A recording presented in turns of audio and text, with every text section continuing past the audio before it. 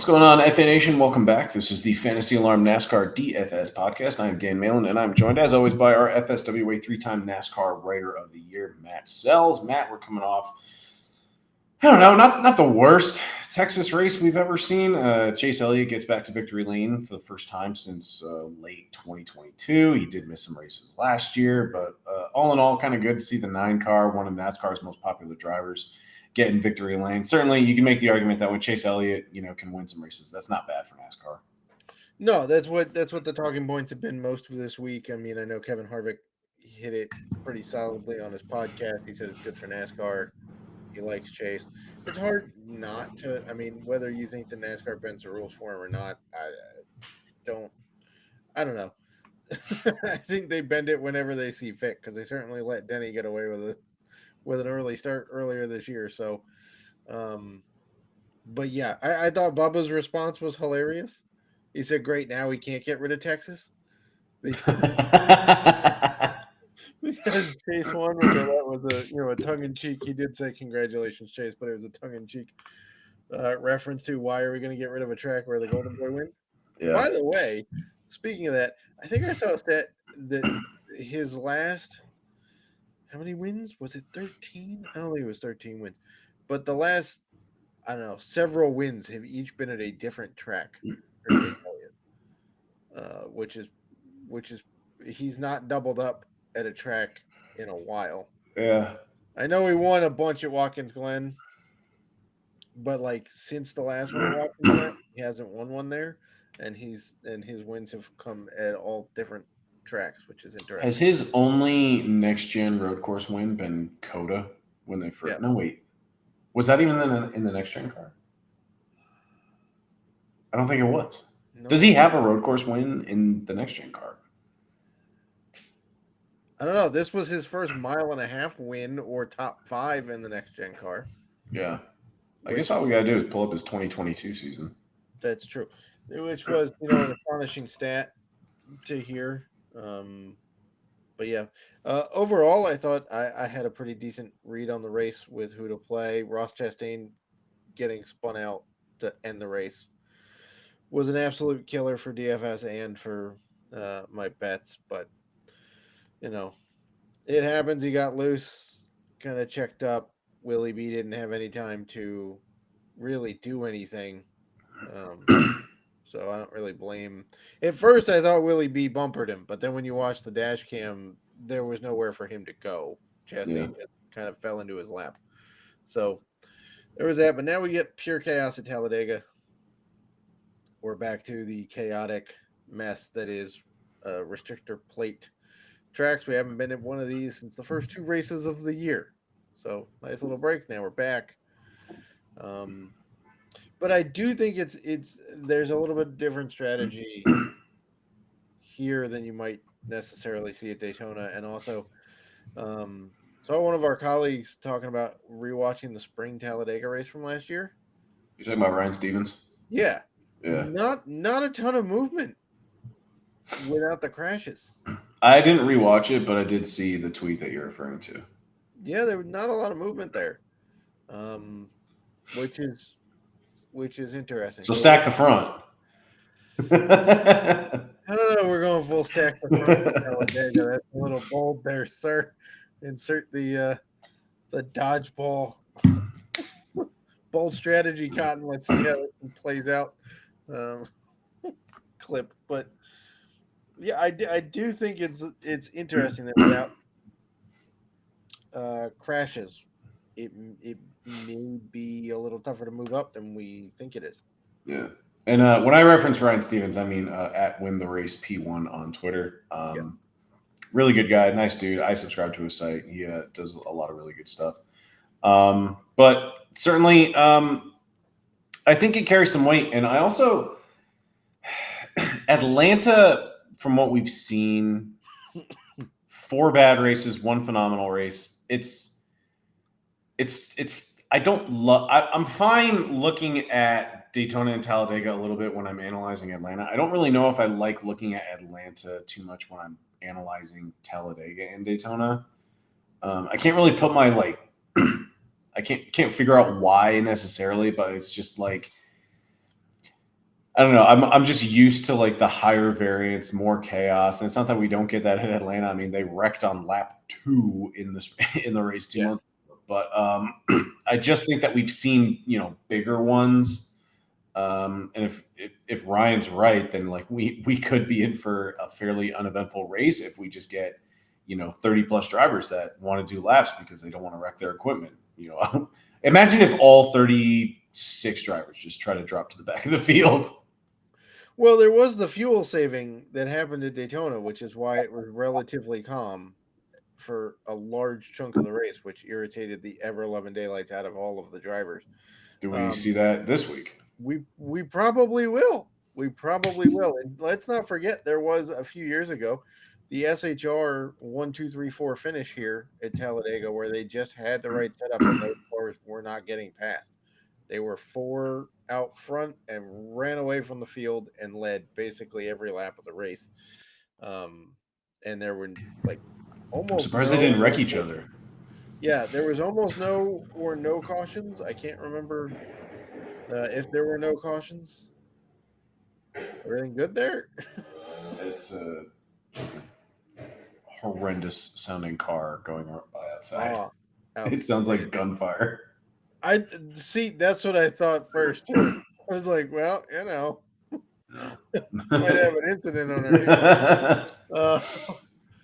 But yeah, I mean, are we going to see 4 cars just drive away with it? I don't think so. Are we going to see fuel saving like we did for most of Daytona, where it was like, is anything really going to happen? There was kind of some shifting that happened, but not real chaos. And then late in the race, there was absolute chaos because everybody was on track and on the lead lap at the same time late in the race and completely wrecked out. So I think that's probably the better blueprint for Talladega than what we saw at Atlanta. I think you're right.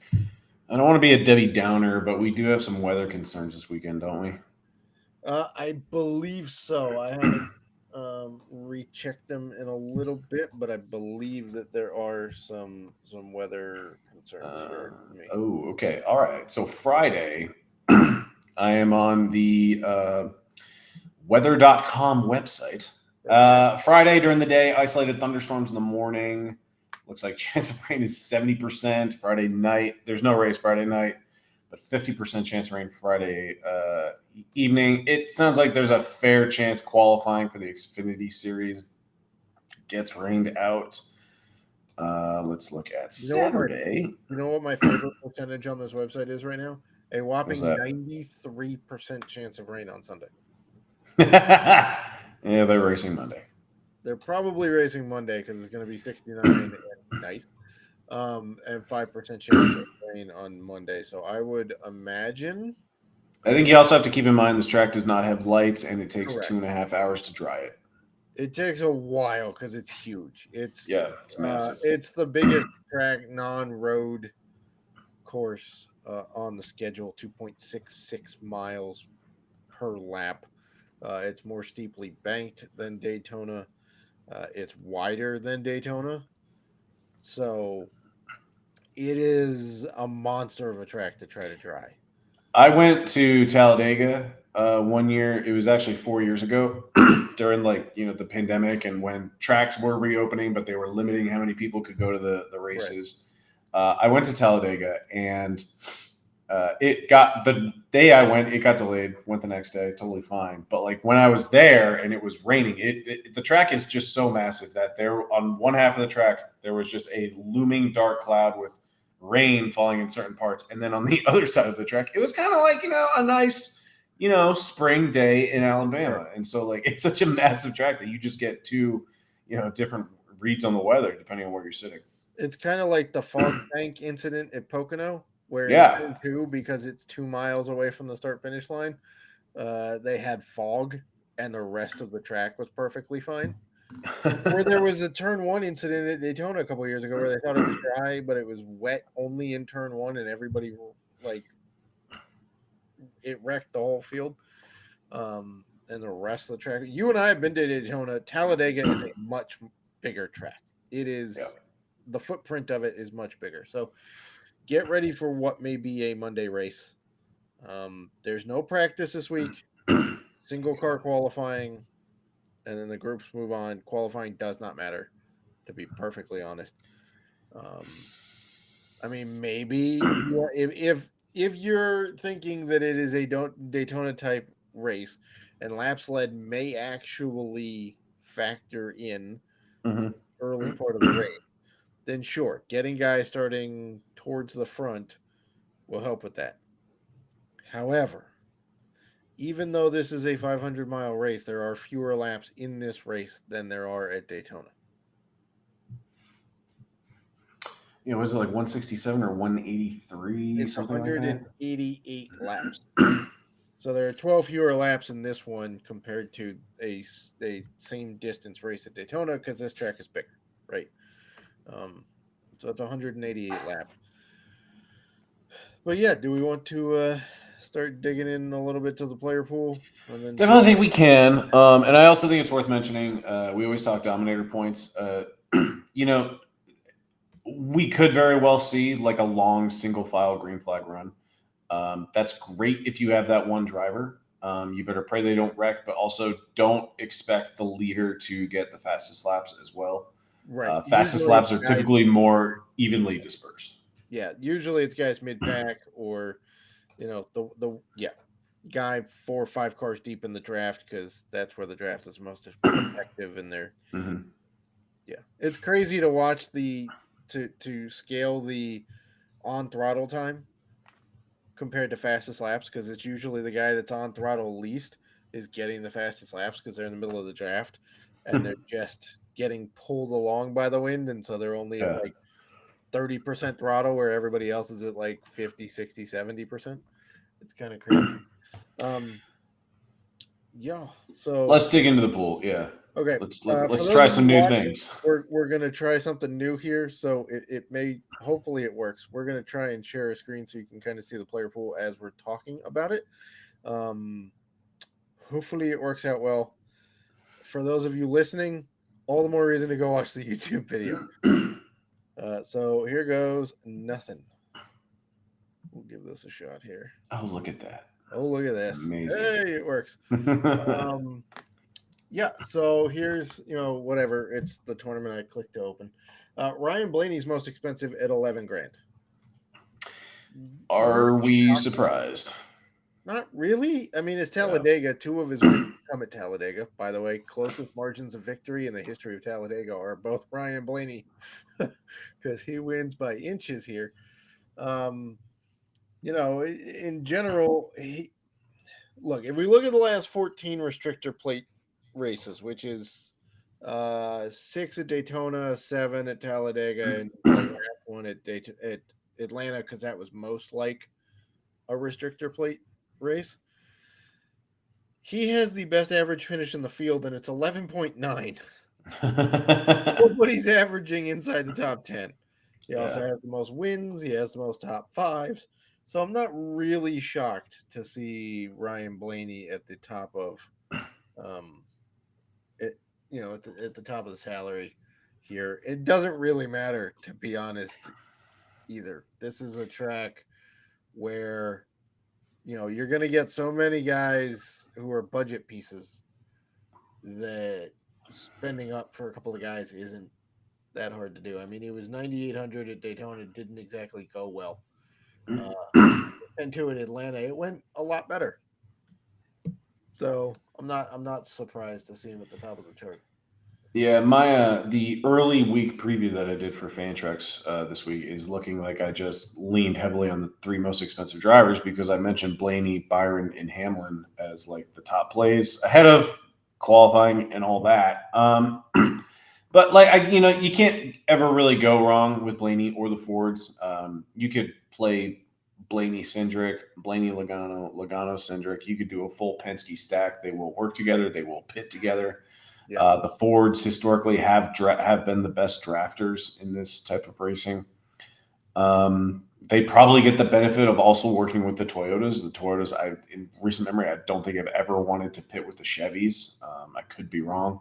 Yeah, I think it's mainly a Ford pits Toyotas generally, unless they can't get down and they wind up pitting in a separate group. But You're right. So that's another thing we can stack here this week. Again, those of you who have listened to the pod for a while will know this is about the only time you hear stacking in NASCAR, not just stack the back, but you can stack manufacturers, you can stack teams because they work together. So if it all goes right, you do really well. If they all wreck out because they're all near each other and the big one happens, then oh well, but that's Talladega. Um, I, are we shocked to see Keselowski this high? Yes and no. Yes, because he hasn't won since joining RFK Racing. Correct. It has been over 100 races since his last win. I. It's so annoying because he If I finished want to play him second in a last plate week. track, though. Hmm? I don't know if I want to play him in a plate track, though. He's just No, because he was awful. Well, I'm just gonna. I can't remember every race this year. I do apologize, but like I'm gonna assume he wrecked at Atlanta and Daytona because he finished 33rd in both races. yeah. He finished 33rd in both races, so pretty hard to run that cleanly and finish there. Um, But would you be surprised if like he or Busher won the pole? maybe a little. I'm kind of expecting a Hendrick guy to be on pole. They tend to show up with really good single car speed at these tracks. Like Fair. Bowman's been on. This was the first year in 7 years that Bowman wasn't on That the he front wasn't on the row front row for at Daytona. Yeah. Daytona. So could he? Sure. I mean, anybody could show up with that kind of speed and land it there. Um, wouldn't necessarily be shocked if he was on the pole. I'd take a little bit more of a shot, but not much because it's not usually a very good history at Talladega for pole sitters, to be honest. Um, Bubba though at 9,200 this week, Underpriced. I feel like he's underpriced. We say it all the time for any kind of drafting race, but he's one of the best drafters in the field. Right. He always just somehow naturally finds his way to the front in these races as well. Like for those of you that can't necessarily see, here's Daytona and Atlanta, right?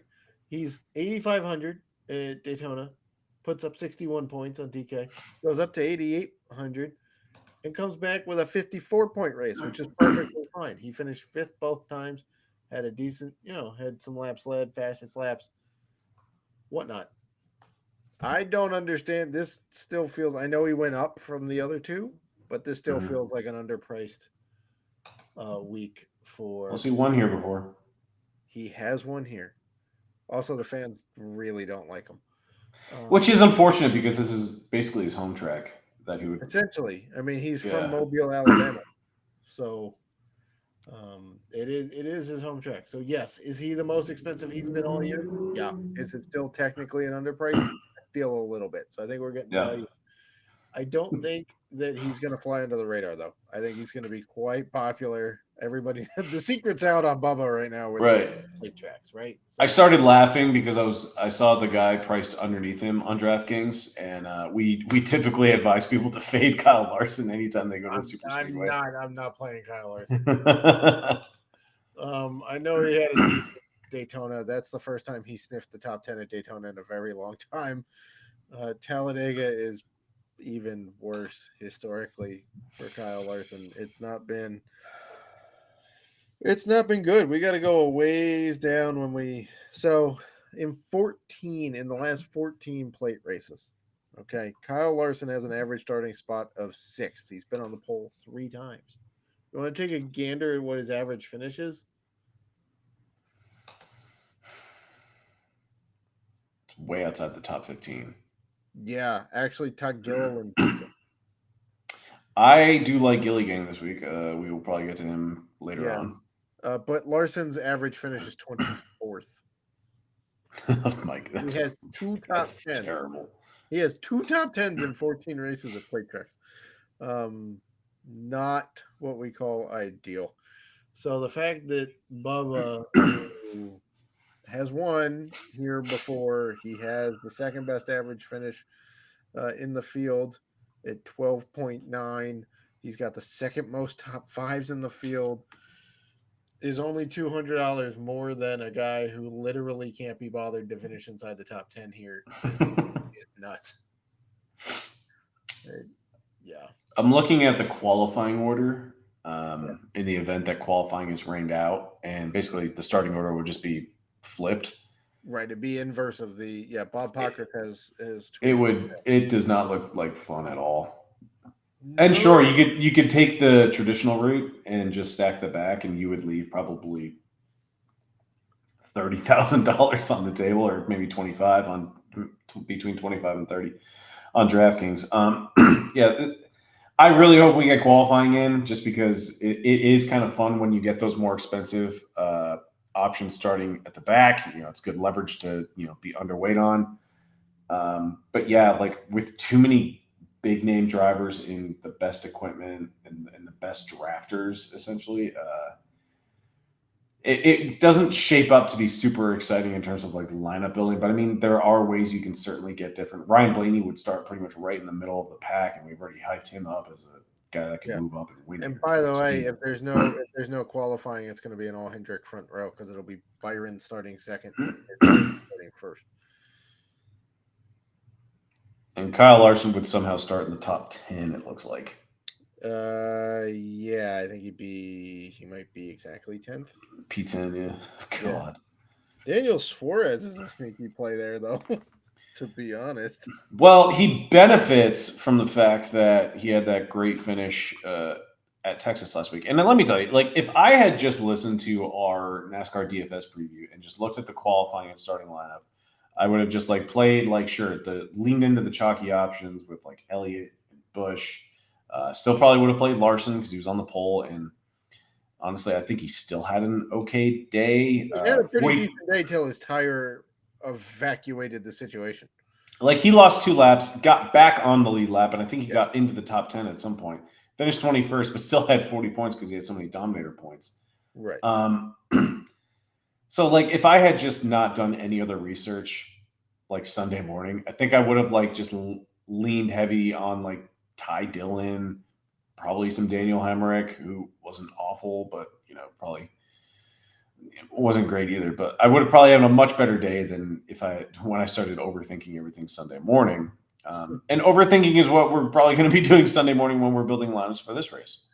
Yeah, this one you don't want to overthink. Just close your eyes, tap a name, scroll a little, tap another name, scroll a little, tap another name. It does get interesting if there is no qualifying, though, because Cody Ware's starting towards the back. BJ McLeod, who is a plate track guy, this is all he does now at this point. Those guys are intriguing. Michael McDowell starting in the back of the plate track would be really intriguing. I like Anthony Alfredo. What? I do like Anthony Alfredo if he starts. Oh, fast pasta. How much is fast pasta, by the way? Is he? Oh man, he's really cheap. He's $5,200 on DK. In 2021, he started P30 at both Talladega races, and he finished 10th and 12th. I don't even care that wasn't. I don't even care that it wasn't the next gen era. But in 5 Xfinity Series races at Talladega, he's finished 16th or better in 4 of them. Yeah, and at Daytona earlier this year, he started 39th, finished 27th with 10 fastest laps. Good for 32 points on $5,200, which last time I checked is almost exactly 6x. Take it, baby. Yeah, so not terrible, because he'll be starting dead last if they have no. I mean, he probably will start dead last even if there is qualifying. We're pretty close to it. If qualifying's canceled, I'm not going to love the starting spot for Daniel Hemrick. Yeah, it's a little too close to the front. However, that would just lower his ownership even more. Yeah. Eric Jones would then become sneaky. Eric Jones is the only bet that I've placed so far, and I didn't bet him outright. I'm still kind of thinking about that because I'm only seeing him around 30 to 35 to 1, which isn't bad. Yeah, let's see if we look at this. I have the tab already preset. How about this? It's almost like I knew we were going to do this. I'm seeing, this is, so if you go to Action Network and you go to sports and you go to NASCAR, They have a whole bunch of sites listed, and they'll tell you the best odds across the board. So yeah, I'm seeing him at 30-1 on DK right now. Yeah, and I grabbed the only bet I've placed so far is Eric Jones top Toyota. I got that at 9-1. Yeah, that's the only thing here is that it won't That's fine. really have the what's he going for a top 10? Because everybody's stupid. I think it was like plus 110 last I checked. It's not terrible odds for a top 10. But then again, nobody averages a top 10 finish. Exactly, which is why I haven't been ecstatic about placing any top 10 bets yet. No, but Bubba for plus 105 is not terrible. Not terrible at all. Plus money for Bubba at a super speedways. You'd have to offer. You could flip those odds for Kyle Larson, and I still wouldn't bet it. You could give me plus 410. I still wouldn't bet a top 10. By the way, who's going off for the longest? Hey, Fast Pasta at plus 600 for a top 10. For a top 10? How about that? I don't know. He was 10th and 12th in 2021. I don't know. How about Daniel Hemrick at plus 350? You like that one? I don't hate it, actually. I think it's going to depend on qualifying, to be honest, because if he's starting closer, if he's starting mid-pack, I like it a little less. Well, so this kind of brings us back to what, Ryan Stevens mentioned in his tweet earlier this week, is that if we do get more of a tame race, I expect the better cars to finish up front. Like, these back markers do need chaos to really move up. Yeah, one thing we can check. Here's another secret. We'll give you all the secrets here. If we go tracks and we go, this is racing reference. If we go Daytona International Speedway, they have every race ever run at Daytona here. So we keep scrolling, and the race here, the 500 this year. Let's see, how chaotic was it actually? If we sort by starting. It was reasonably chaotic by the end of it, to be honest. But here's where we really need to go: is you go loop data, and if we go average run position, here, you'll see that most of the guys that started close to the front have the best average run position. Right? So like Logano started on pole. His average run position is 10th. Kyle Busch is like the only real outlier here until you get to Bubba, who started 24th, and average run position posted it, 14th. But yeah, you're right. Like 1st, 5th, 6th, 3rd, 7th, 4th are all in the top. 1, 2, 3, 4, 5, 6, 7 spots for average run position. So that means they basically held their spots for most of the race until chaos broke out late in the race. Eric Jones top Toyota on DraftKings is now at 7-1, so I'm pretty happy with getting it at 9-1. I am tempted to go with Todd Gilliland as top 4 to 18-1. Okay, so let's go to DK Sportsbook here. We'll look at some props. NASCAR Cup race. No. Gilliland is plus 180 for a top 10, and trying to look at his results. Last 3 Talladega races, he's finished 12th, 10th, and 7th. Yeah, he's had pretty good runs. I'd almost rather bet him as top forward at 18-1. Yeah.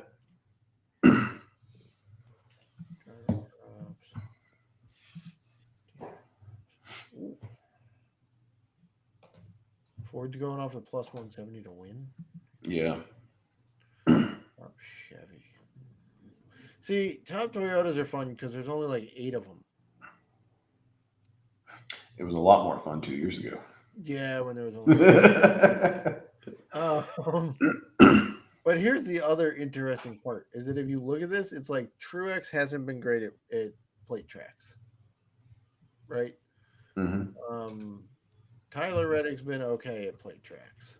Denny, we know, is very good at Daytona. He's not great at Talladega. He's okay, but not great.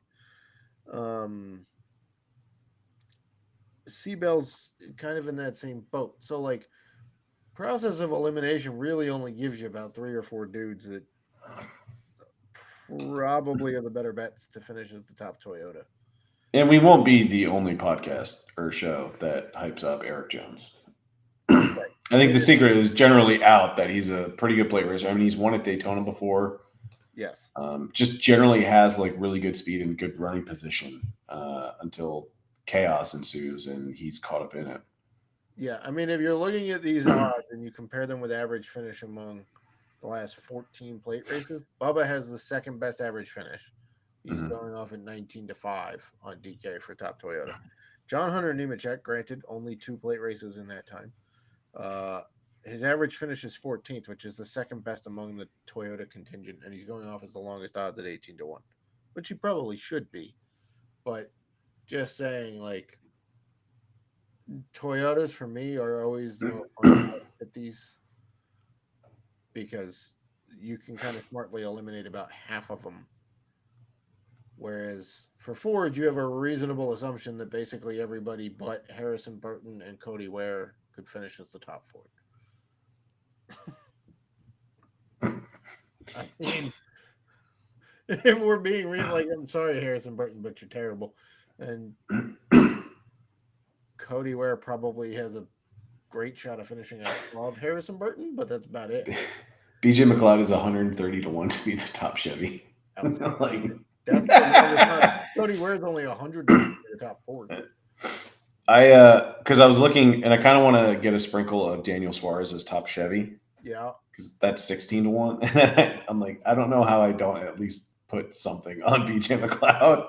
Because he got a top 10 last year, I think, on a super speedway. I don't think it was his first career top 10 in the Cup Series. He got a top 10 at the Daytona race that stopped allowing people to parlay top 10 bets at plate tracks. Yes. Because he was one of like the back 5 cars, and everybody parlayed him. And the sports books were pretty silly and offered way too long money odds on that, and all 5 of those dudes finished in the top 10, and everybody got $1 million out of a free bet. And then they said, "Yeah, we're not doing that anymore because proposition." So there's some interesting bets. If we go back here, see odds to win. The one benefit to plate for betting odds to win at plate tracks is that you get longer odds for the favorite, right? So last week we saw Kyle Larson was what, plus 225 to win in some places. I think the longest odds you could find it was like plus 425. This week Ryan Blaney's plus 1100. Yeah. Are the best odds. I mean, he's going off a plus 800 at BetMGM, but Caesars has him at plus 1100, so 11-1. Compare that to last week. Obviously, it's a much larger return. The odds of winning at a plate track not really as good as a standard intermediate like Texas. I do find it interesting that Keselowski's right up there with Byron in the plus 1200 range. I think that's interesting. You do have Chase in that range too, as is Bubba. I really wish it wasn't 16-1. Yeah. Really wish it was more. Feels like it should be closer to like 18 or 20-1. I mean, why is Bell and Larson 20-1 and Bubba's at 6? Like, those are too short for those two guys. 16-1 is too short for Bubba. Like, yeah.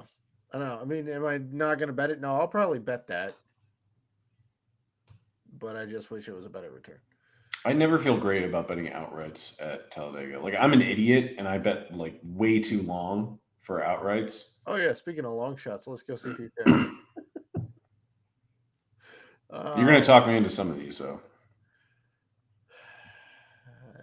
No, I mean, some of these. Not Gilly. McDowell it just used to 1. It used to be more fun when you can get Corey LaJoy at like 70 to 80-1. Or McDowell at 66-1 at Daytona. Yeah. Or even Stenhouse, who we all knew was a great plate racer, and he won the Daytona 500 at 45-1.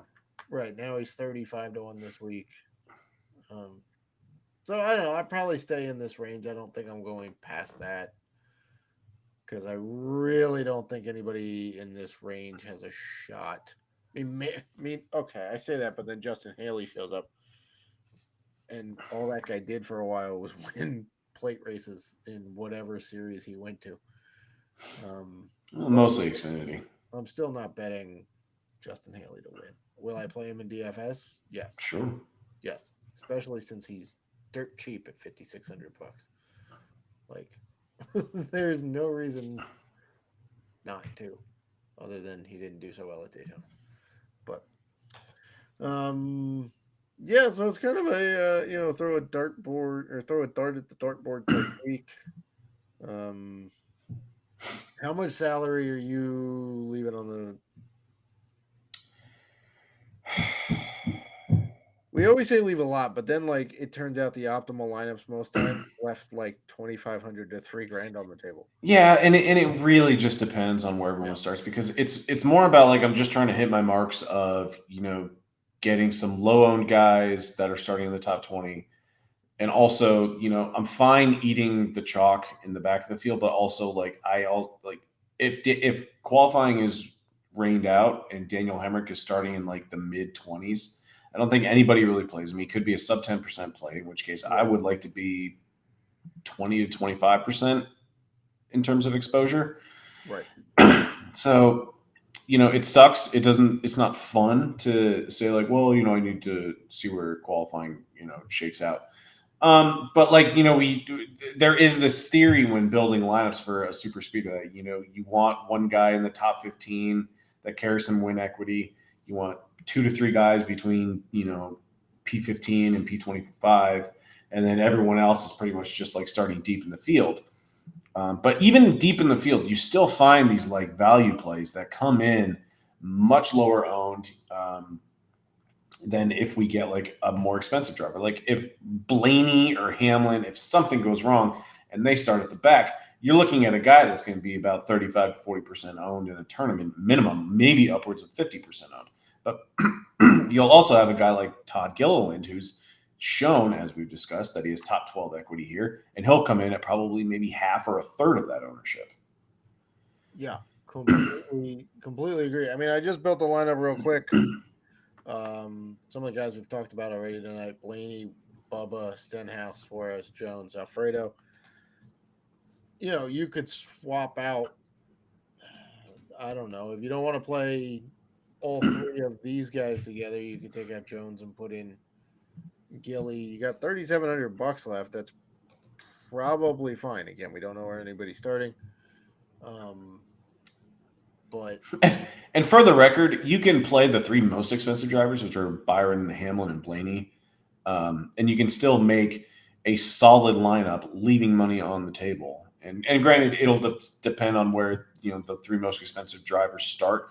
If qualifying's rained out and they are starting well, or we know Blaney's would be around P20 in that case. But like it's one of those rare times where you can just plug in the 3 most expensive drivers and still feel pretty good about just playing some value plays that can go out and potentially get 6, 7, 8, 9x value. Correct. So this is one of those playbooks. You'll see me write it that basically anybody's in play this week. Yeah. Okay, I'm going to write up the guys that have historically proven to be the best plate racers or have the best upside that could be leverage plays, right? And I'll still give you all the info. Not going to have a practice to qualifying table this week because there's no practice. But we'll still have race trends. We'll still have the DK scoring, FanDuel scoring, top guys. If there is qualifying, it's at, I believe, 10:30 a.m. Eastern on Saturday morning for Cup Series, I believe, unless it's 9:30 Eastern. Can't remember. One of those two. But yeah, that's kind of going to do it. You'll see my betting piece out some point Friday. Playbook will be out Saturday. Projections probably out Sunday morning, if not Saturday evening. Yeah, and Dan's got you covered with Xfinity. Yeah, I'm in the minority, but I'm kind of hoping we get a doubleheader on Monday. I get to work from home. I'm going to need something to watch. You mean baseball's not going to hold you over? No. The Red Sox are taking some shots here. I mean, I'm more of a Braves fan now. But they're yes, taking shots too because they lost Albies. The and they may lose Acuna. We'll see. The Red Sox lineup that they put out on Thursday was absolutely comical. I mean, okay, but they not to turn this into a baseball podcast, but they also Yoshida's injured. Tyler O'Neill's concussed. Devers is going for an MRI.